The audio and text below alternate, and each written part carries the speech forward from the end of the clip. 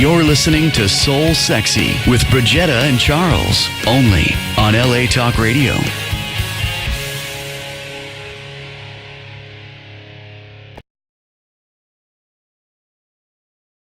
Sexy. I am actually in Chicago. Charles, are you there? He isn't back here.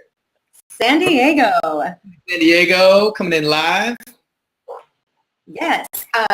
So we've had some technical difficulties today. We're starting a little bit late because of all that. But you know what? Yeah, apparently it was my fault this time. My computer wasn't cooperating. But we make do, and it's just about going with the flow, right? Right. It's kind of weird when I can't hear myself. I'm so not used to this. But yeah. So I'm super excited. It's really cold here in Chicago, and I wouldn't say like cold to what it normally is here, but way colder than SD. So that's been fun getting adjusted to. How's your week been, Charles? I'm enjoying every moment of it here in sunny San Diego. It's been gorgeous. Just rub that in. And I'm really excited for today's show because of our topic today and our guest. Yes. Really excited for reverse aging to help everybody get younger every day. It's possible. Yes. So I'm going to introduce him since he's sitting right here next to me, just patiently waiting. We have Dr. Alex Paziotopoulos here on the show today to talk about anti-aging and how to stop the aging process and hormones and all kinds of like fun stuff that everyone wants to learn about. Welcome to the show. Thanks for having me. Yes. Awesome. I can't hear Charles right now, so this sounds like a two-person show. Okay, good. Yeah, we're good. We're good. Okay. Perfect. Alex, I have so many questions for you, and I'm excited to dive in, but I'd first like to hear how you became interested in this, how you got involved in Sure. Kind of a roundabout, long way around, to tell you the truth. I was a contractor for a long time, built houses, and then decided to sell everything and move out to Boulder, Colorado, and study yoga and Kung Fu. And really loved that, and probably gotten some of the best shape and spiritual health in my life. Lived with a group called the Chrysalis Cooperative, which was a bunch of vegan activists that were spiritual practitioners, and we did Vipassana meditation every day. And everyone had their own practice, and we did some type of work in the community. So that was really great. Ate meals together. And then I decided, well, I need to do something. And I went back to school for neuroscience and biochem, and was going to go the route of PhD and decided to go medicine instead. Went to Grand Cayman, did medical school, came back, did residency, mostly our rotations in Chicago, and then I did my residency down in Georgia. Residency was in family practice, but also integrated medicine. So it was one of the first integrated medicine in family practice residencies around. During that time, I just decided to go and start a fellowship in anti-aging and regenerative medicine. Finished that up, followed it up with a fellowship in stem cells, and recently started going to conferences. It's called RAD, Revolution Against Aging and Death. And a bunch of societies have come out of that. Aubrey Gray, who's there, and Ray Kurzweil. And, over the last couple of years, what they've done is they put together some protocols that were just released this September, so a month ago, which is a really huge paradigm shift in medicine. Basically, before that, we had anti-aging, which has been great. You can slightly increase someone's total lifespan and decrease how long they'll be decrepit at the end of their life, and increase the quality of their life. But now we have ways of actually turning the clock back in certain ways, and appreciably increasing lifespan. So these protocols have just been released. We're going to be running them this year, and there's a lot of money being thrown into the space by a lot of really wealthy people to promote the knowledge. So, I mean, what is like your step like one into having a patient come in and they're like, okay, or actually let's kind of go back a little bit. So when someone comes in, what age are they usually coming in at, or what age do you recommend them coming to see you at? So it's kind of a double-edged sword. Okay. So I always tell people my best patient I see 1 year before they're conceived. All right. So I can optimize the parents. That makes sense. Right? Yeah. Work on their spirit, work on all their metabolism and their nutrition. And then hopefully they'll conceive a really healthy child. Yeah. And then I'll be seeing that child from the birth. But that's incredibly rare. It's incredibly rare. So, but let's say you were seeing a child from their birth. What would you be doing, or kind of, obviously everyone's different, each protocol will be different, but what would you recommend to, what could you do to newborns and with the children that you're working with? So a lot, people just give newborns what they think is best. But really no one's laying out this schedule for them, and no one's doing labs. Mm-hmm. The pediatricians aren't running detailed labs on these newborns, from metabolic panels to allergy panels to all the other things. So there's a lot of metabolic medicine that could be done to optimize a newborn. Mm-hmm. And then parents are very scared around immunizations. Yeah. And it's a really touchy subject if you get into it. We've gotten into some of that before. People get really worked up about it, right? And the truth of the matter is it's not all good and it's not all bad, right? So what do you do and how do you navigate that space? Exactly. And so depending on that child's genetics, how that child is developing, whether that child has sickness or not, all depends on what immunizations, what schedule of immunizations they should be getting. I really always say to parents, if your child's sick, don't get immunizations. Mm-hmm. Or just wait. It doesn't take that long. One of the only reasons that they have the schedule for immunizations is what we know is that in the first couple of years of life, parents will always bring their children into the pediatrician out of fear, mostly. Yeah. And during that time, they have a sniffle. It's time to bring them in. Because they have such good contact with the clinic, they'll be very compliant with the shots. And if you spread those shots out over time to more visits and to longer years, what will happen is less people will get these immunizations. And so it works in the best of all people to get these done in a very short period of time. That's why they push it. Less visits. Got it. So just take that with a grain of salt. And now there's a lot of pressure from the schools. Yeah. That if you don't get these immunizations, you just can't join. Yeah, and we see that a lot in San Diego. It's been actually a big thing. There's a law that just passed again. And I get it, right? There's been outbreaks of measles and there's been all this kind of stuff going on that never happened before. But there's other ways to mitigate it and other ways to go about doing it safely and making sure that your children are healthy. But people don't have someone to talk to that is knowledgeable in the field and be able to guide you through it. And be able to give you immunizations that are single-dose vials without preservative, which we feel is a little bit better in some cases when the kids are sensitive. Because it could be the preservatives. Is that what could cause the autism and like what they we don't really know. Say? We don't know that whole link. There's been studies pro and against, right? So what you try to do is you try to do the least harm. So is a single dose injection without preservative safer than one with preservative? Probably. How much better? We don't know. But I'm going to go with the one without preservative. Exactly. Right? So why not? Right? Why if I can have a single dose vial that's never been, another needle's never been in it before, it's going to be a little bit safer. Right. Right? So, but you can't tell your doctor, I want this single dose vial, because they have to do what insurance is going to pay for. Oh, right. And remember, if your physician that's taking insurance starts going outside of norm, they're going to get audited. No doctor wants to get audited for you, right? So then how do you go about doing it? So you go to a physician that's outside of the insurance thing, right? Because they don't get audited.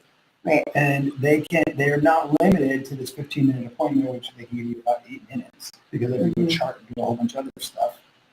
You can sit down, like my average is 1 hour. My initial consult's 2.5 hours. Wow. Because I don't think I can actually know someone in less than that.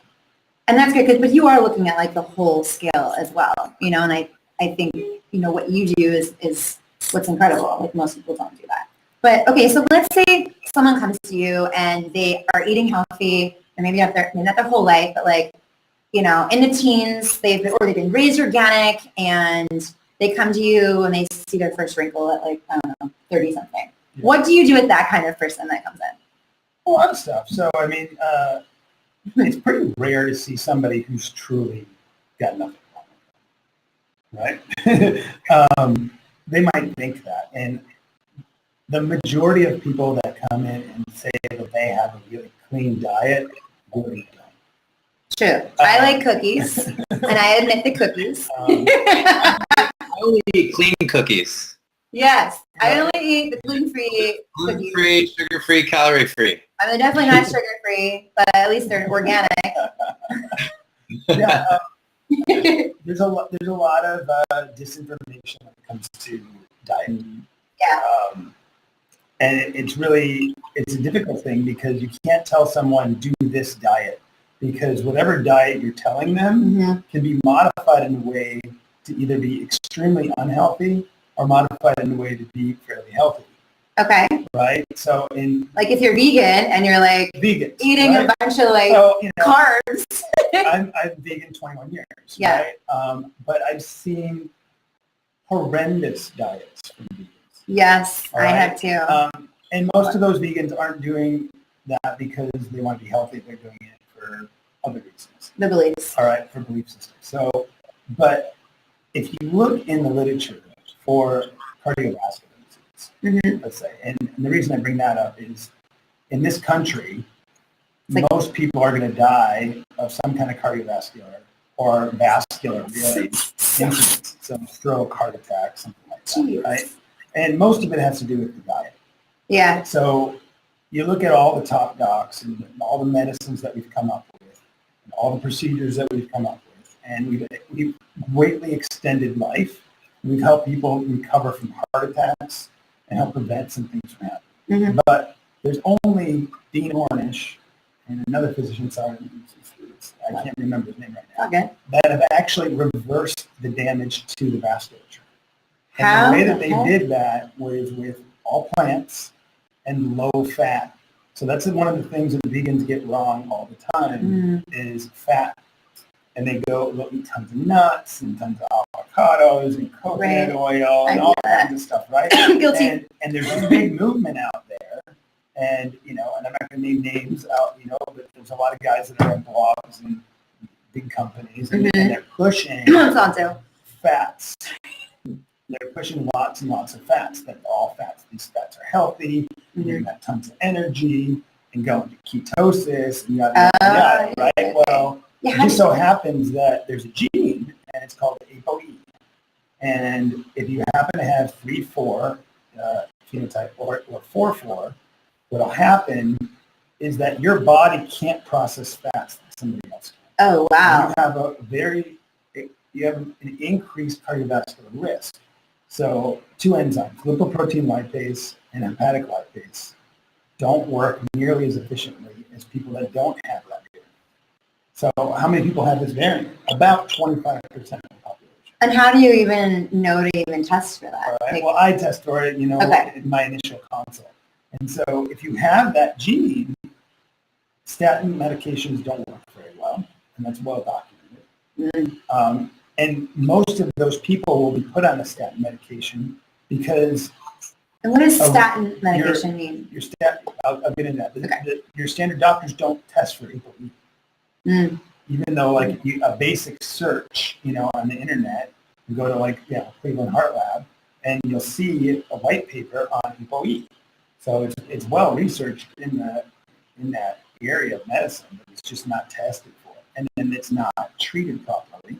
And mostly because people are not compliant. Because the only thing that works really well for ApoE is eat a lot of plants and eat less than 20% of your calories from fat. Got it. And you can tell that to people, and you tell them the risk. And even people in my space that are paying cash for all this, and they turn to you and they say, I can't do it. Wow. Wow. And so then you have to educate them on how, because most of it is they're not used to eating that way.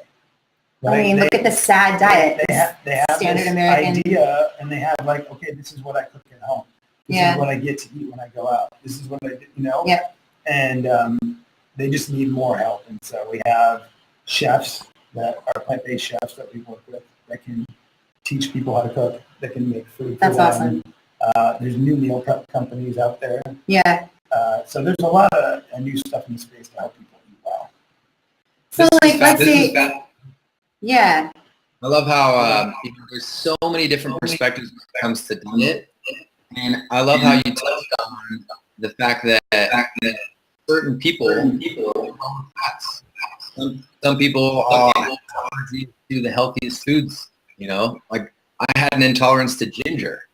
And here I was eating a pungent ginger thinking that it's really good for me when in fact it can be a superfood, but if it doesn't work well with your system, then it can cause more adverse effects than good. So what I find is really getting to the root of improving people's relationship with food in general, like the energy we have around food. If we think like, oh, this is so bad, this is terrible, and then they're eating, something feeling guilty about it, then you're putting that kind of energy into your body as well. Ice cream. Yeah. So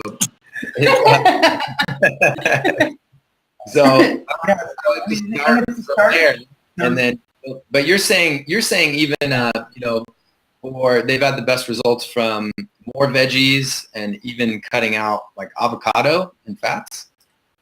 So you want to just get fats down below 20%. And so this is what the studies have shown. So when they do this, and Dean Ornish has repeated this study many times, they do what's called an angiogram. So they'll release dye into the coronary arteries, and then they look at it under X-ray, and you can see blockages in the heart, or they can tell you this artery has this percentage block. Yeah. And some people, what they'll say is, I don't want to have open heart surgery, or I don't want you to go and put a stent in there. Is there something else? Right? And usually they'll get the answer no. But if the Ornish happens to be on staff, then he'll say, you can be part of my study, and he takes you and you live basically in an ashram, right? Because the only way that they found that people actually eat this way is if you're kept kind of captive and you're just given this food. Yeah. Right? Practical. You tell somebody to eat plants in less than 20% fats, and you're trying to do a scientific study, good luck, all your data is going to be skewed. So, and what is 20%? Like, I mean, I don't know. It's difficult. So think about it. Is it like half an avocado a day? Every gram of carbohydrates gives you 4 calories. Okay. Every gram of protein gives you 4 calories. But every gram of fats gives you 9.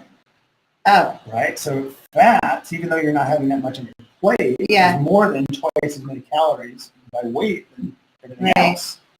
So you look at it and you say, okay, how am I going to do this? Let's say you have a 2,000 calorie diet just to make the math easy. Okay. Right? So 20% of that is going to be 400 calories. So 400 divided by 9 is how many grams of fat do you get? And it's not very many grams. I don't know. Right? And now the average person, when they go and they have the salad or they have anything else, what do they put on it? They put olive oil, right? And everyone says, oh, this olive oil is so healthy for you. And my being Greek, all the Greek patients I have, it's like, oh, yeah. Yeah, and I'm Italian. Oh, yeah. Olive oil all over it. More of it, right? And, well, there's some benefits to olive oil, but not when you're pouring cups of it over everything. Right? So, a tablespoon of oil. You try telling your mom no olive oil. A tablespoon of olive oil, water. A tablespoon of any oil is about 14 grams. Oh, wow. Right? Okay. So you can have less than 4 of those to hit your 20% mark. And I use avocado oil. And now if you're eating nuts, especially I've had patients coming in and they're like, but I eat so clean and going through the whole diet. And I'm like, it's got to be somewhere. And they're like, oh, yeah, well, I have this bowl of cashews at work. And it's like, Okay, so how many cashews do you have to eat to hit, a couple hundred calories? Not too many. Thought about this because you're always told like nuts are protein, nuts are good. Like you don't think about nuts are protein, but they're also a fat. Yeah, and you'll have people that are like, oh no, fats are great for you, and you get energy from fats, and if your body's able to process those fats, it'll show up in the labs. So and what is the percent of the labs that I get show not only cholesterol like the regular doctor gets, but we look at lipoprotein sizes. So there's a LDL particle, so low density lipoprotein, and that's the one that everyone's trying to work on. And there's mixed data with all of that. But there's a subset particle of that, and it's called a small dense particle. And if you have a lot of those small dense particles, what will happen is they'll wedge themselves between the cells that line your vasculature, called the endothelium, and they'll turn into plaques. And we can look at other inflammatory markers like LPPLA2 and myeloperoxidase. Look at F2 isoprostanes. You can see what's happening in real time to your labs and whether or not you should modify your diet in a way. And a lot of times what will happen is physicians, even in my space, will just throw supplements out for everything. And I use lots of supplements, and I think supplements are great. But for stuff like that, diet all the time. So obviously, we know that diet affects everything, and your gut, as you talk about over and over, is what makes up your messes with hormones and everything. Just like you're being sensitive to ginger, right? Yeah. Like you're being sensitive to ginger is not genetic so much as it's acquired, and it could be reversed if the microbiome was changed. Okay. And we can the whole microbiome is a whole different discussion, right? But it's enormous to get somebody healthy. Their microbiome has to be diverse, and it has to be the right percentages, and it has to be the kind of bacteria that don't attack you. So Charles and I both have, or have had, let's just word it this way, gut issues in the past. And I know that has a lot to do with it can help aging and whatnot. But also your gut is your second brain, as you've talked about before. And how does one cure their gut in ways to get rid of the massive allergies that they have? It's really difficult. So there's a lot of really great products out there that I use on a regular basis. So I use bacillus spores because they tend to help seal what we call leaky gut.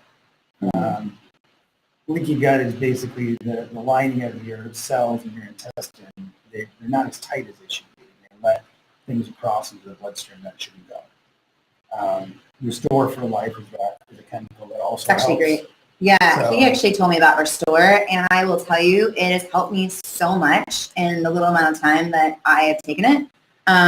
So I have seen a major shift with myself in just that. And Restore is it's like dirt. It's like you're drinking dirt, isn't it? It's kind of like dirt water. Yeah. Dirt water. Yeah.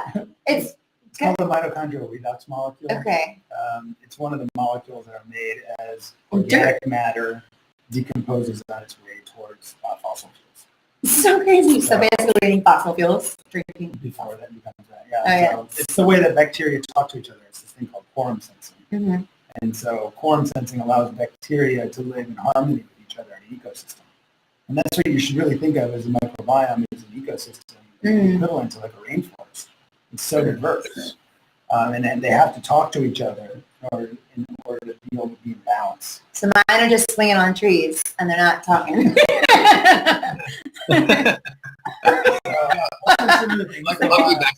All of this stuff is really just metabolic medicine. Yeah. And nothing really new. The problem with healing a gut is that we can't use fecal transplant in this country. I was going to ask about, let's say we're in Europe. You can do it in the Bahamas. We have probably the best fecal transplant here in the States. And there's a company, and you can go to the website, it's called Open Biome. And Open Biome, they screen the people that donate. extremely well. And by the way, when he means fecal transplant, we've talked about this before, and he's told me about it. Basically, it's like, excuse my language, but poop and shit in like a capsule, and you like swallow shit. It's like, go eat shit. Like, I'm gonna do that, and it's gonna heal your gut. It's pretty profound. It's crazy. This is what it's come to. Now we're dealing with other people's shit. Yeah, you're eating other people's shit. But like as he was saying, it's like clean shit, like as clean as shit can be. But why is it clean? Like what makes it clean? What makes a person be screened and pass through? Well, it's not clean. I mean, it's poop, but you know what I mean. It's got lots of bacteria, but it's the right balance of bacteria. Okay. So the screening is that the donor has to come in and they have to fill out a questionnaire. And if they pass all the questions in the questionnaire, then they're allowed to give it a donation. Donation is what he's saying. And blood. And so they run blood tests for communicable diseases and other things. And they also run all the tests on the feces.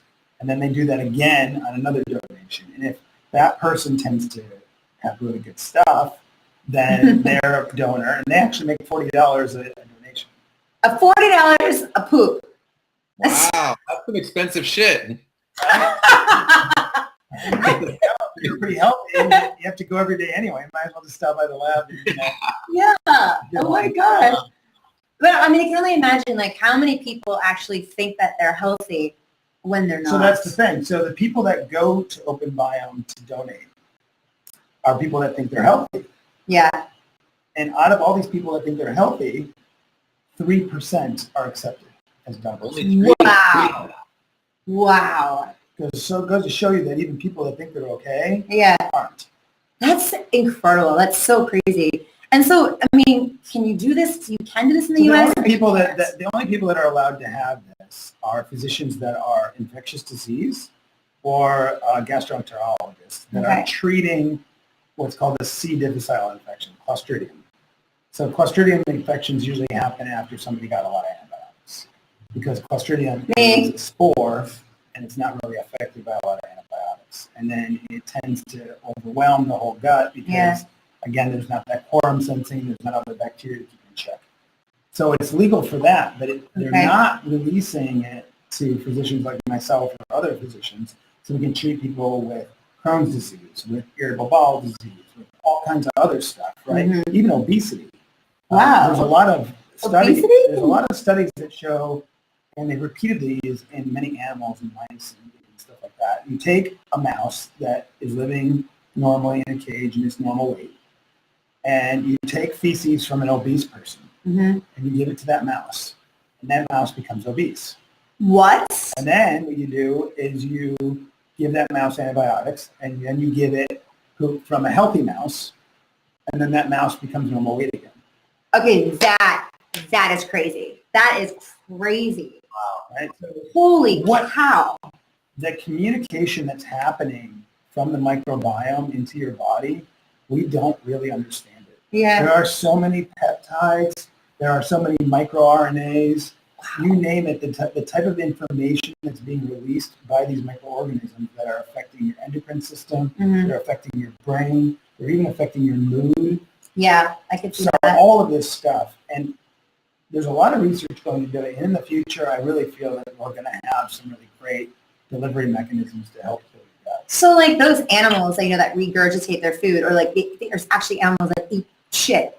Like they know what they're doing. Like even my dog has been taught to eat shit. Yeah. You know what I mean? Like a new like, don't eat that, that's disgusting. And like it's like they know, you know? Like that's crazy. And Google this. It's not like, and we don't have enough time or want to go into detail, but there's a gene called clotho. And to turn it on, they're using bacteria and specific bacteria from a mole rat. So what's so special about this mole rat?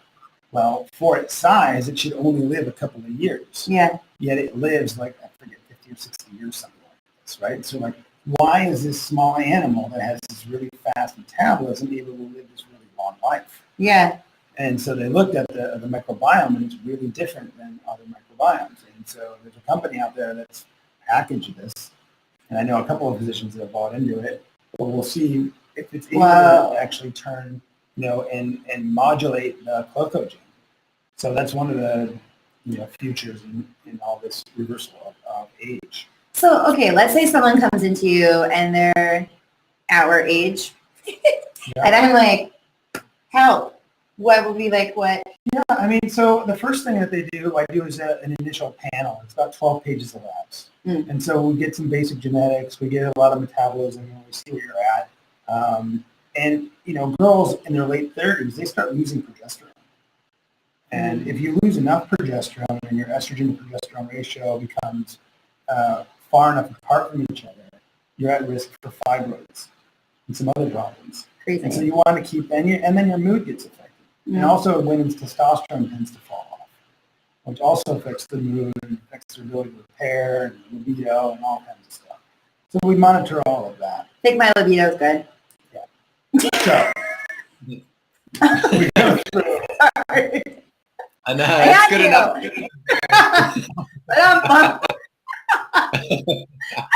So anyway, so they get all this work. Okay. So a lot of it is spiritual.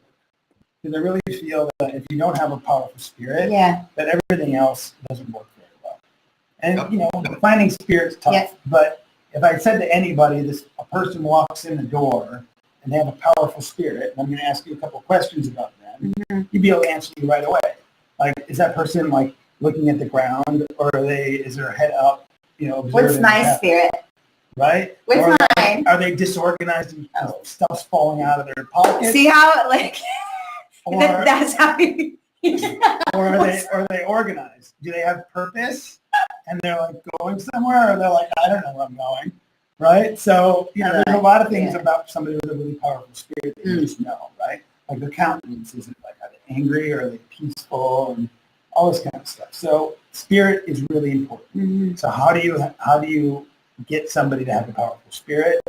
And usually my answer for people is you need to have a practice, and I don't really care what that practice is, as long as that practice makes you very mindful of what you did and what you're going to do, and then you hold yourself responsible for what you want to do. Yeah, that's huge. Wow. Right? And then I give them links to all kinds of stuff. Self-authoring is really, really impressive stuff. Understandmyself.com is really impressive. Oh, you were just talking about that. Lectures from Dr. Jordan Peterson are great. His book on maps of meaning is a must read. So understanding myself, we were talking about this yesterday, actually, and it's a lot like the Myers-Briggs, but it's different. You actually learn more about yourself. It's a lot simpler. Yeah. Someone tells you what the Myers-Briggs is, INTP, ENTP, ENJ, whatever it is, right? ENTP, NJ. I have both. It doesn't really help you that much, right? But if you know the basics, the basic fives of, how introverted are you versus how extroverted are you? How open are you versus how closed are you? Yeah. And you look at all this stuff and you're like, oh, I can handle 5 things. And I can see these 5 things and I can say, okay, 3 of these things are really beneficial for me, right? And these other 2 really are not. And every trait is beneficial to a certain extent until it gets towards the end, right? If you weren't a little bit neurotic, you might die, right? Because there's no thing to check you to make sure you do things that are safe, right? But if you're too neurotic, obviously that causes a problem, right? If you're too open, you're going to let people in your life that you really shouldn't, right? Learn that lesson. If you're too closed, you're never going to make any relationships. You're not going to be able to communicate with people. So you got to see where you are on the scale and then be able to use that. And the same with, understanding your past, understanding where you are now. Yeah. And then really, most importantly, is where do you want to go? And once these people are clear, then they can follow all these protocols. But otherwise, it's really difficult because I give people lists of stuff to do to be really healthy. And it all works if they do it, and we just have to work with people slowly. But the biggest thing right now is this change, this paradigm change in all of this. Because even by taking the best care of yourself, let's look at one of the most well-regarded yogis, Krishnamacharya, right? Right. He's the guy that pretty much laid down all the information for Iyengar Ashtanga yoga and Vini yoga and all of it. And now it's spread all over the world, right? And obviously watered down. Right. So no one's practicing as well as that man did. And if you look at the videos, his poses were not anything like some of these Instagram people. It's right? true. But who do you think was running energy better? And who Mm. do you think was more connected to the divine and actually practicing yoga? Right. Right? So it's not about the pose, obviously. Right? And that guy got to live to be like 103 and told everyone the day he's going to die. And, So in tune with himself. so in tune, right? So even somebody so dialed in, doing his breathing work, doing his asana, great spirit, helping people till the day he died, still had a limited lifespan, even though it was extended at 103, at 103. And at that time. So why is this cutoff 100 years? And so Aubrey de Grey he outlined this years and years ago. There's these 7 problems with aging. If we can solve these 7 problems, then basically we'd be immortal.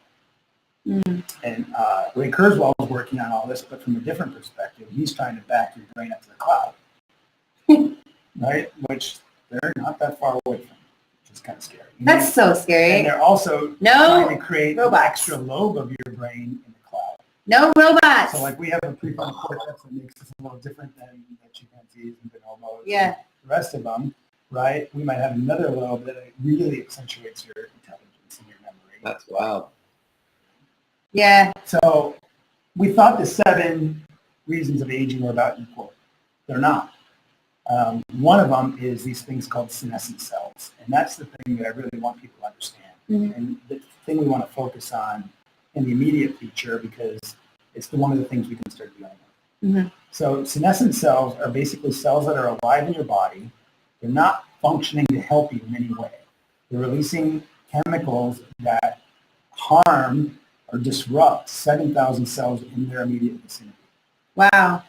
Not only do they harm those cells, they call them zombie cells because they can actually turn some of those cells into cells like them.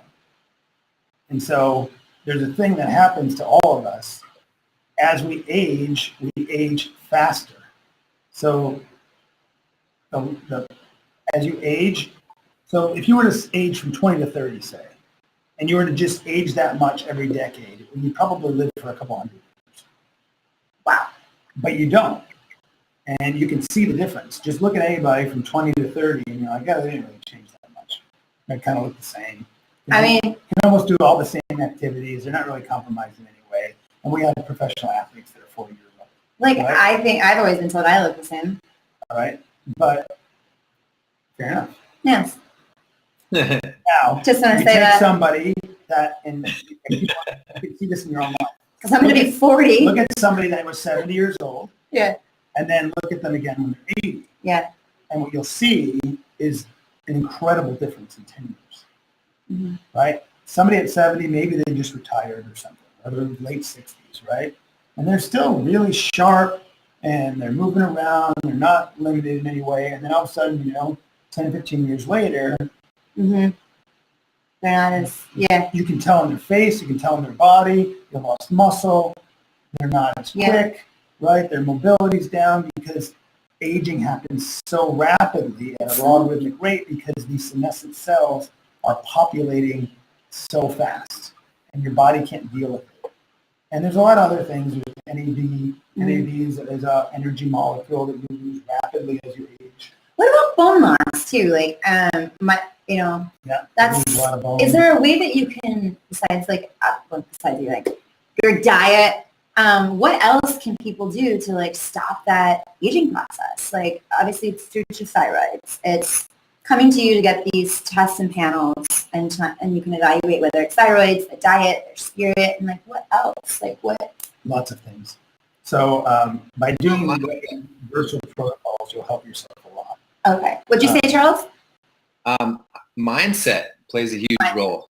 I'm interested, Alex, in your viewpoint on how people's mindset. If like throw in the towel, they're like, oh, I'm old, and you keep telling yourself that, then that becomes your. So the work of Dr. Lisa Rankin I'm 25. is really important, and everyone should at least watch her TED Talk. She's amazing. What her research was mainly on at the beginning was placebo effect and nocebo effect. So placebo effect is pretty well researched.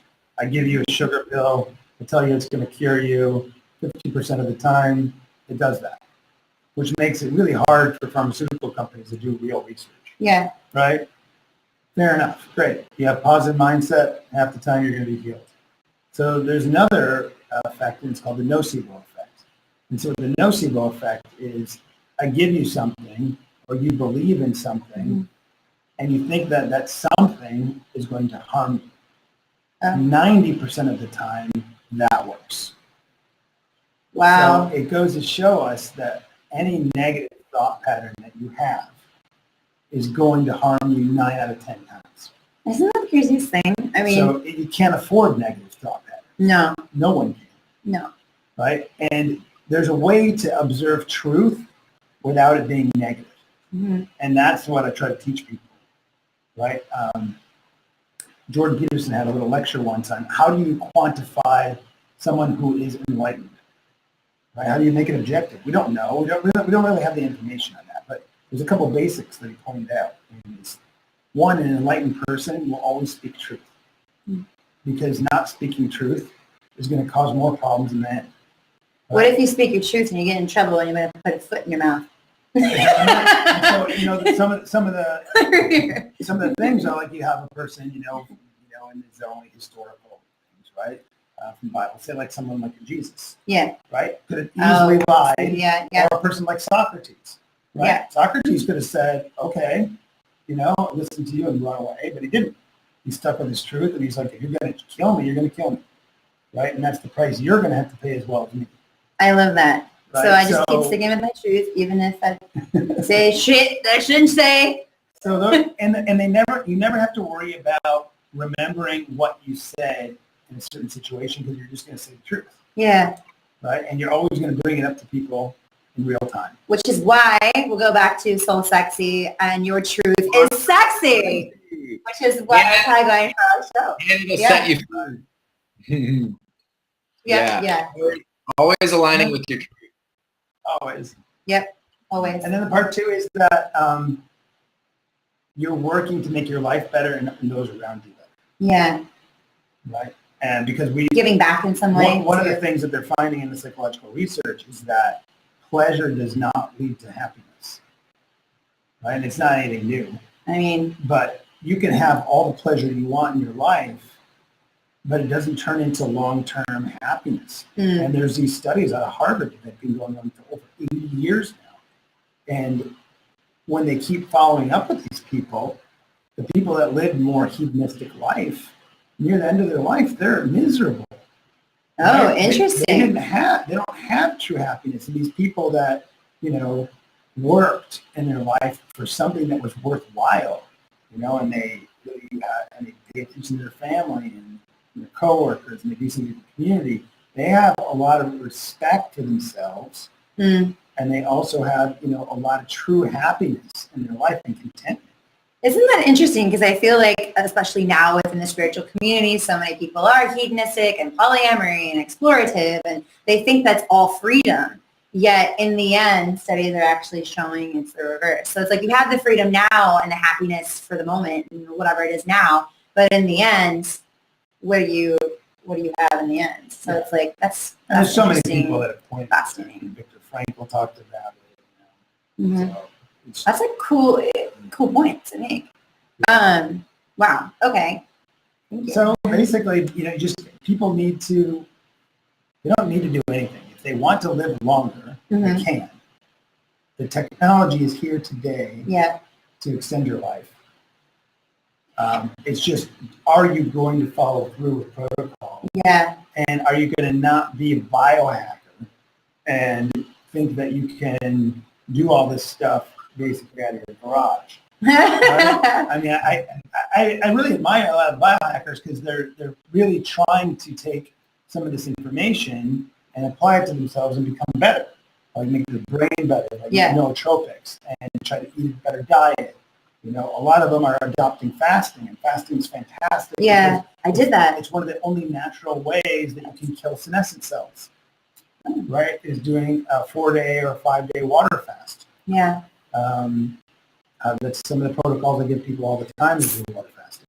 So, I mean, real quick, and we're running out of time, but I do want to touch real quick on stem cells. What exactly, like, how are they, helping today? And also, what do you think about injections, like Botox and things like that? Okay, two different things. I know, totally different, but they were like on my mind, and it's anti-aging, so I want to like cover that. I can put them together in a way. Okay. All right. So stem cells have come a long way. The most potent form of stem cells are not allowed in this country. Actually, that's why people go to Europe. Reardon, Dr. Reardon down in Panama. Okay. There's a bunch of other physicians that are doing this. They're expanding hematopoietic stem cells, which means that you grow them outside the body. When you grow them outside the body, you get a lot more cells, but they're not as potent. Okay. All right, but they're able to create what are called endosomes and exosomes, and especially these exosomes. So exosomes are these little packages that stem cells make, and in these little packages are directions in the forms of peptides and microRNA, some other micro or small molecules we call them. And those directions go to different cells to help them repair and reboot themselves, basically, right? So the kind of stem cells that we have right now don't take up residence in your body, and they don't grow new cells. They just tell the cells that are damaged whether to, recycle themselves or to fix themselves, right? So, and they work great, but they work great for mostly soft tissue injuries and like knees, joints, stuff like that. So you can't just like put them on your face and make your face like. Well, there's a new not wrinkly. There's a new facelift, and it uses stem cells. Okay. It comes from one of the companies that I work with, and you could probably use any of them. And you heard of its trademark name? Vampire. Vampire facial. Thank you, Kim Kardashian, for the only thing that you introduced this to. So, I mean, how much do these stem cells in your face cost? Like, everyone charges differently, right? And stem cells are fairly pricey. We used to have to extract them from your body. So when I first learned how to use stem cells, I would either do a liposuction and take fat out of the body, or you would tap into a bone and you'd take bone marrow out, and you're in the lab for a couple of hours isolating it, and then you get a pellet, and then you mix it with PRP, which is from your plasma of your blood, and then you do the injection with it. Well, nowadays, it just comes on dry ice in a bottle, right? So they're getting it mostly from cord blood. And the people down in Mexico, whether it's Dr. Gonzalez or Dr. Reardon, they're getting it from umbilical cord line. Okay, and so it's not your own stem cell then, it's something. No, so the cool thing about stem cells is they don't cause an autoimmune reaction. Okay. So is it? They don't have those immune tags on them. So when it's from umbilical cord, it could be like a baby or a mother that donated an umbilical cord for science, or like where are they getting these from? Most people, I'm collecting them from hospitals for the babies. So most people, when babies are delivered. Yeah. Especially in Mexico, like placentas and umbilical cords get thrown in the garbage. Ew, disgusting. So they're like going in a pile. It just goes into biological waste. It goes to the pathologist. The pathologist looks at it for 2 seconds and says, that looks normal. Makes a note and throws it in the garbage. Got it. So there's more than enough tissue around to help all of us. Wow. And some of the futures, like when we're talking about age reversal, is to use young plasma. So there's a cool study that's been, I think it's from the 70s. You take an old mouse and you take a young mouse and you hook their circulatory systems together. And the old mouse becomes young and the young mouse becomes old. What? And how would you hook them together? So I'm going to go steal some kids, cruel. Hook them together. I'm kidding. I'm just kidding. So it's a cruel thing, right? The mouse kids. Wow. They're tied together like Siamese twins. Oh my God. Okay, yeah, no, we don't want to do that. But what we learned from that is that if you give the factors that are in young plasma, that you can have regenerative capacity. And some of this knowledge comes from like it's like a 3-year-old, and the 3-year-old cuts its finger off, but just before the growth plate of the nail. That 3-year-old will grow back its entire fingertip perfectly. Oh, geez. Now, if you do that to a 4-year-old, they get a little stump. Whoa. Right? And it's not like anyone's ever done that. It's just accidents, right? Yeah. So what's the difference? And the difference is the release of all these growth factors. And some of these factors that we don't even understand. Oh, like HGH, that's where that comes from. Different, Oh, more complex stuff, right? So the cord blood that they use to get all these stem cells, they throw the plasma away. Until recently, people are like, wait a minute, that stuff's gold, right? And so now there's a company, and they're probably going to release the product next year sometime, where we'll be able to get that young plasma and inject it into people to help them regenerate tissue to become younger. And so part of all these age reversal protocols are stepwise. Look for cancer. Reduce this genetic component called mTOR. Restore NAD levels. Get rid of senescence cells, and then young plasma. So the people that are going to be doing this, that are actually going to use their resources to put into this, especially the elderly, because they don't have a lot of time. Somebody who's 20 years old, technology is probably going to take care of them. They're going to live long enough where all this is going to just take them up with it, and they're going to live this incredibly long, healthy life. You're 60, 70 years old, and you want to live, you should be going on with this. This has been so fascinating, and I want to learn more. Unfortunately, we are out of time, but this has been really awesome, and I think people are really going to enjoy this show as well. So thank you for coming in. You're so welcome. And I want to reach out. Yeah, and I want to have people be able to find you.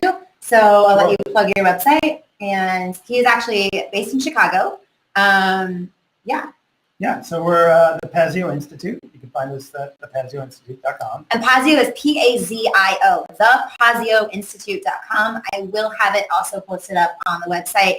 You can follow him on Instagram. Is it the Pazio Institute? Yes. Pazio Institute as well, and Facebook. He'll be tagged in all of our stuff.